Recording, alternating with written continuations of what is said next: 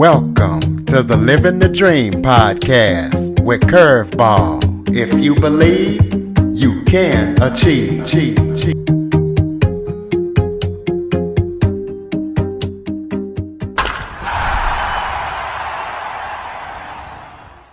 Welcome to the Living the Dream with Curveball podcast, a show where I interview guests that teach, motivate, and inspire. Today, I am joined by pastor, speaker, trainer, coach, consultant, and author, Kareen Aristide. Kareen focuses and has an expertise in helping people develop professionally and emotionally and spiritually, and she has a focus on mental health. So we're going to be having her to tell her story and talk about how she helps her clients and everything that she's up to. So, Kareen, thank you so much for joining me today. Thank you, Curtis, for having me. It's a pleasure and honor. Why don't you start off by telling everybody a little bit about yourself? Yes, so I am a parentpreneur. So that is what I call myself, but also most of my clients. So we are parents, but also entrepreneurs. And I am a mom of 5. My husband and I have raised 4 boys and 1 girl. They are now aged 22 to 16. And so we've been around the block with parenting. And it's really thanks to them that we both became parentpreneurs, really. I started out in the employment counseling field, which I loved.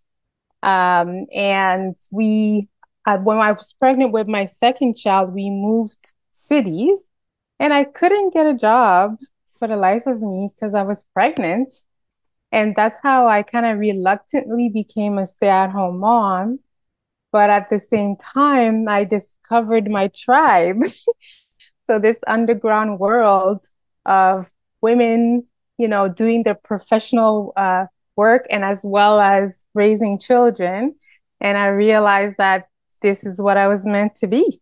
And so to make a long story short, I started out my entrepreneurial journey mostly with direct sales, which I believe is one of the greatest ways to learn how to start a business and be an entrepreneur.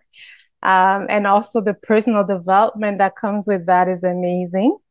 And so the one that really kind of got me to really discover who I was in the entrepreneurial sense was Mary Kay. So I became a sales director with Mary Kay in 3 months, built a team of 30 women. And one of them actually became a director as well. So I became a senior sales director in 1 year while pregnant with my 5th child. And so, I just realized that I had something. I had some type of leadership there that I didn't really know was there when it comes to entrepreneurial pursuits. And that's how I kind of discovered that this is what I could do. I combined my employment counseling experience with my entrepreneurial experience. And I started helping women, especially moms, to have their kids and business too. And that's kind of how it all started. And yeah, so it's been a long journey. That was about almost 20 years ago. So but I'm still in the space because without it, I don't think we would have been able to raise our children on their own terms. It took a bit of a few years for my husband to get on board with the entrepreneurship, but he finally got on board, and even my two of our children also are established entrepreneurs now. So yeah, it's just become a part of our DNA, if I can say. Wonderful. Well, I know that you help your clients develop personally and professionally, but what made you put a focus on mental health, and explain to the listeners what that means? Absolutely. So As I was saying, this new entrepreneurial um, journey that I was on really got me to, yes, discover my leadership, but also I realized that I was really high achieving and very driven. And I also suffered from the superwoman syndrome and the savior complex unknowingly. So that first business that kind of came up when I was helping women with their entrepreneurial dreams while raising kids really took off with a bang. And there was a fateful weekend where I basically was working nonstop because at the time I didn't realize the power of delegation and having a team. And so I was doing a lot. And I had a trade show that was a 3-day trade show where I hardly had any help and therefore I hardly had any sleep. And the next Monday morning, I had a full day at the office.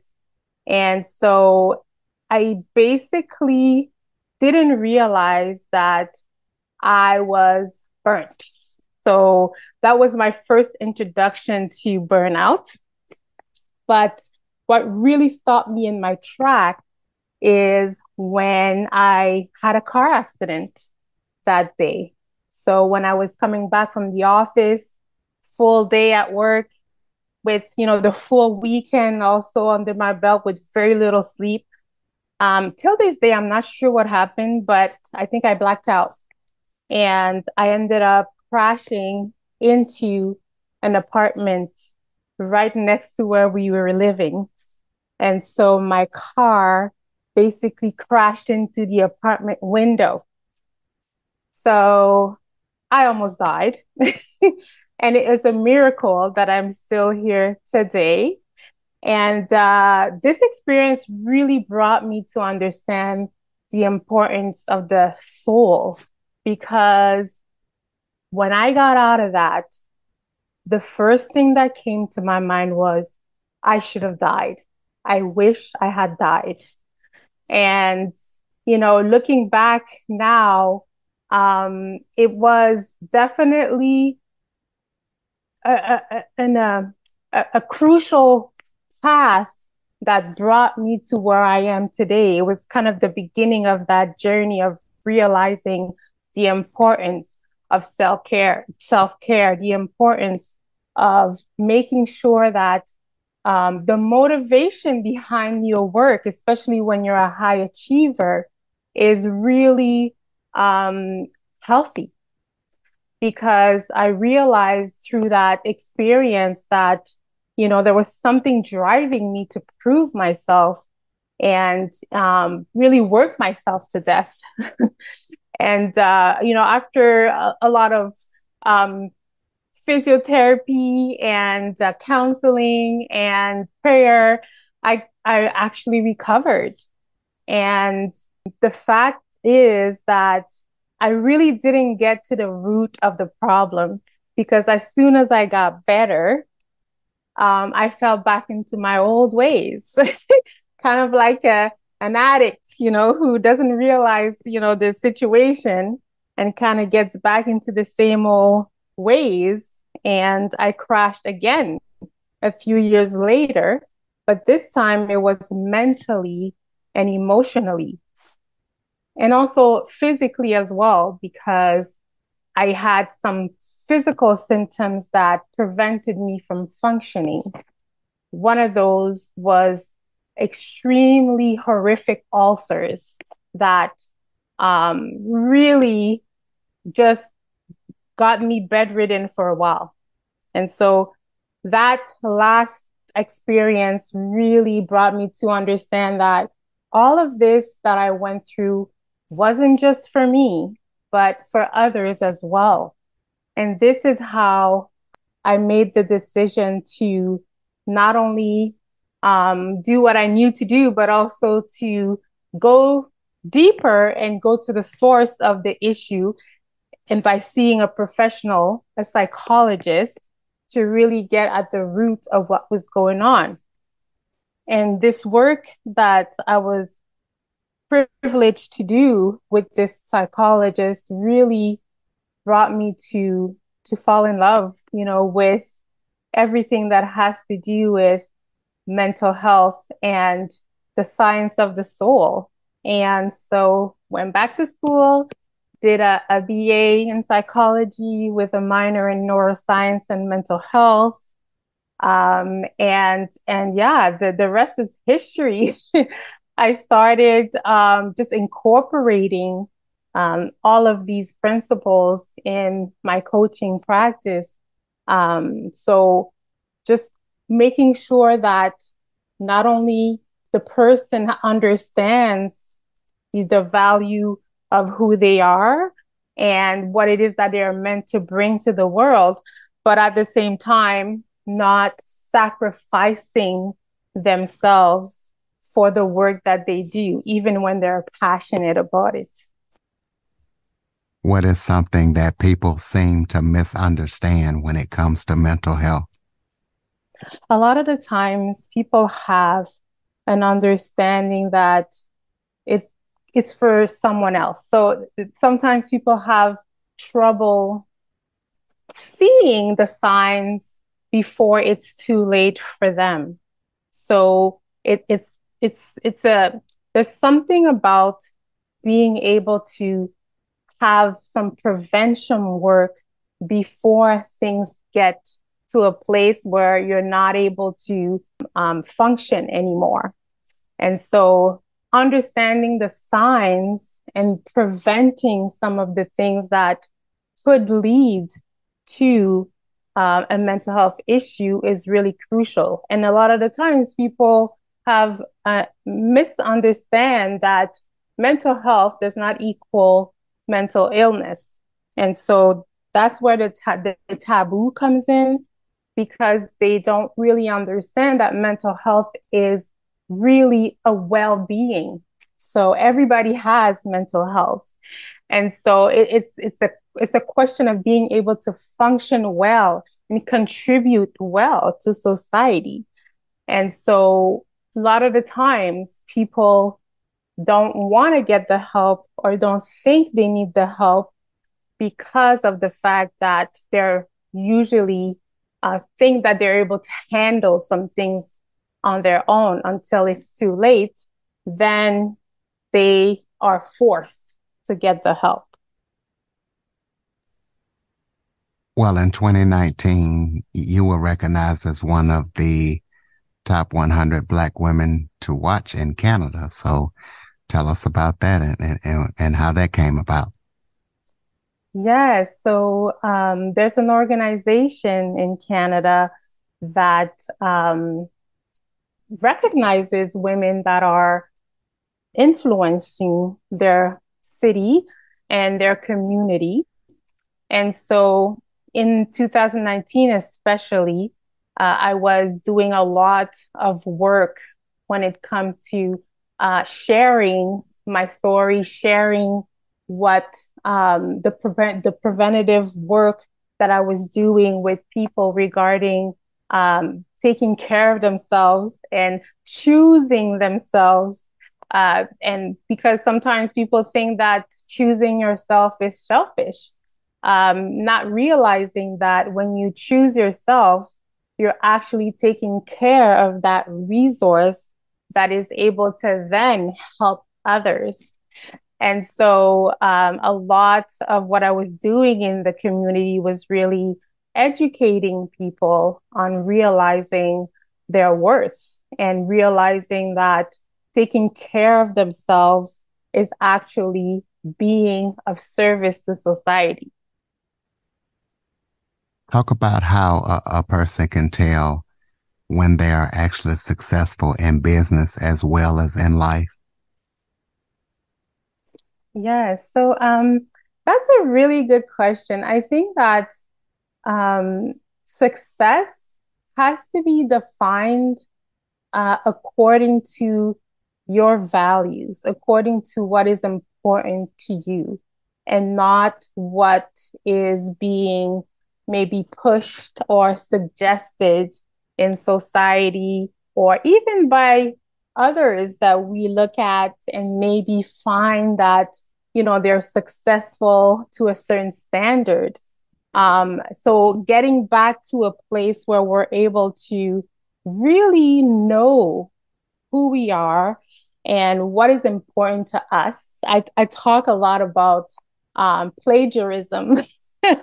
So sometimes, we grow up in a family that has certain ideals or certain paths for us that are already made. And, they give us their ideal or their definition of success. And we end up adopting a path of success that may not really be for us. And so to me, true success in business and in life is being able to really stay true to yourself, stay true to your values, be able to be authentic in everything that you do, because my belief is that, business is all about offering value. And so when you understand what you bring to the table, the authenticity that you bring, then, the exchange comes in. So you give value, then people pay for the value. And that's the best way to stay in your own definition of success. Because, so many times, I've worked with clients who have had a certain level of success or, according to society or certain benchmarks, they could be a 6 or 7 business owner, but at the same time, 6 or 7 figure business owner, but at the same time, they're miserable. At the same time, their families are falling apart. They're not enjoying what they're doing anymore. And I'm so happy because a lot of quote unquote gurus in the coaching world right now are really preaching that, making sure that people are really coming back to that place of not being productive to kill yourself, but being productive to actually bring good to society without burning yourself out. And so, and I think that is really what success is all about. Tell the listeners about some of your failures and the best lessons that you learned from them. Yes, that's a good one. One of the things that really, as I was explaining earlier, this idea of doing it all yourself and not sharing the load or understanding that yes, you have a vision, but you need other people. You need other people to really bring that vision to fruition. And that's one of the things that I learned the hard way when I almost died, and by really taking on everything and not understanding the value of collaboration, the value of having others that can take on some of the things that maybe you can do very well, but that really is important to delegate so that you can focus on your strength and then allow someone else to take on something and develop. They may not do it exactly like you wanted to do it, or, maybe just the way that they do it is really not up to standards in a way when you first start. But the important thing is, as you are building this team and building that chemistry and reproducing yourself as well in others, that is where true teamwork comes alive and that the vision can really come to pass. So when, I had to kind of basically start from scratch, that experience really helped me to rebuild, a very similar business, but with a team this time. And it's made a huge difference.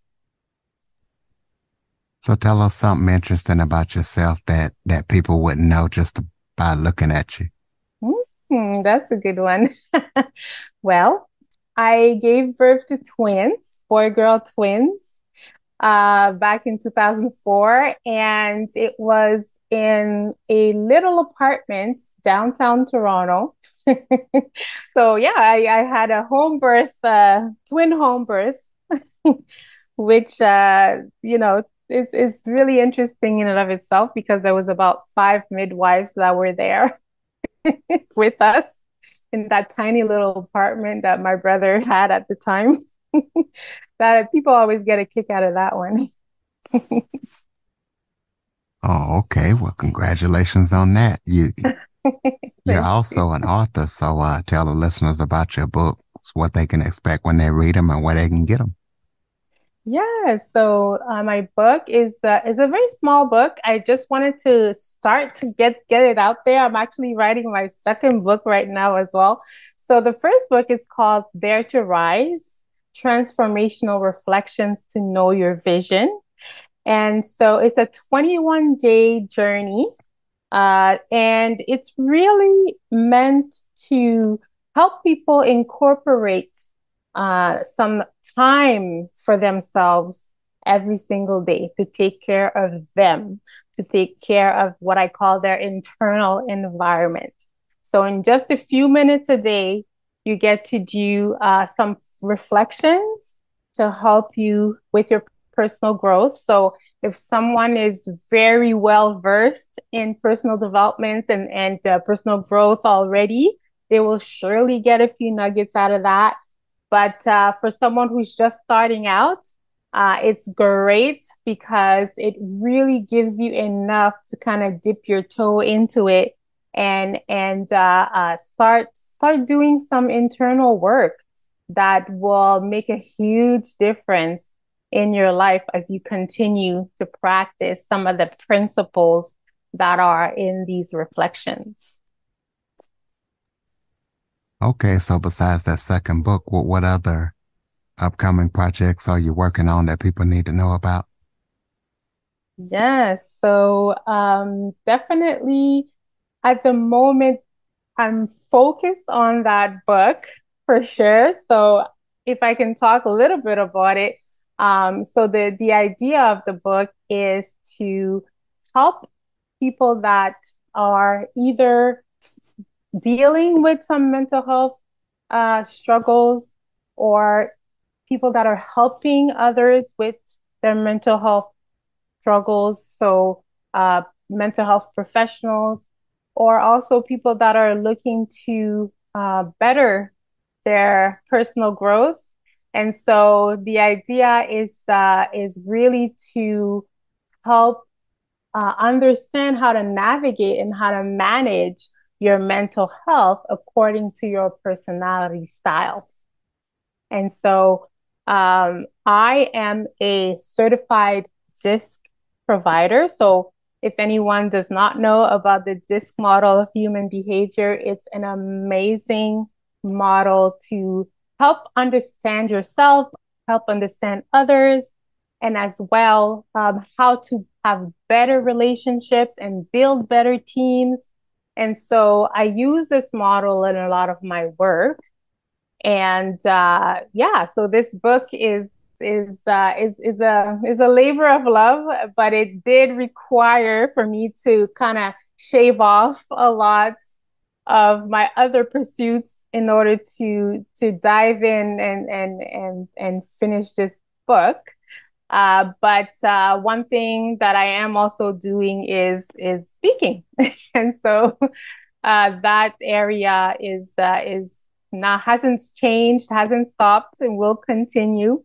And so I often get solicited for just to share on either personal growth, mental health, and allyship as well. I speak a lot on that as well. And so, yeah, that's pretty much what's going on with me these days. Okay, well, so people can keep up with everything that you're up to, throw out your contact info. Absolutely. So the best place is really to go to kareenaristide.ca. There you'll get my social media handles, you'll get everything, all the links, for anything that's coming up, links to my book. I have an audio version of it as well. And so, yeah, so if you want to click to chat with me for coffee chat, that also will be there. So, yeah, KareenAristide.ca. All right, close us out with some final thoughts. Maybe something that I forgot to touch on that you would like to talk about, or just any final thoughts you have for the listeners. Yeah, so thank you so much, Curtis, for this time. And I just want to encourage everyone to really think about continuing to be before you do. So there's a lot of emphasis on being busy and just getting into so many things that sometimes make us remove the priority on ourselves. And the reality is, if we're not doing good, if we're not taking care of ourselves, we cannot show up the way we need to show up in the world. So I really encourage everybody to make that a priority. Make yourself a priority as much as possible on a daily basis. Ladies and gentlemen, KareenAristide.ca. Be sure to check her out. Also, be sure to follow, rate, review. Share this episode to as many people as possible. Tell a friend about the show. If you have any guest suggestions or topic suggestions, cjackson102 at cox.net, or you can go to djcurveball.com and hit me up through the contact us form. Kareen, thank you so much for joining me today. You're so welcome. Thank you, Curtis, for having me. For more information on the Living the Dream podcast, visit www.djcurveball.com. Until next time, stay focused on living the dream.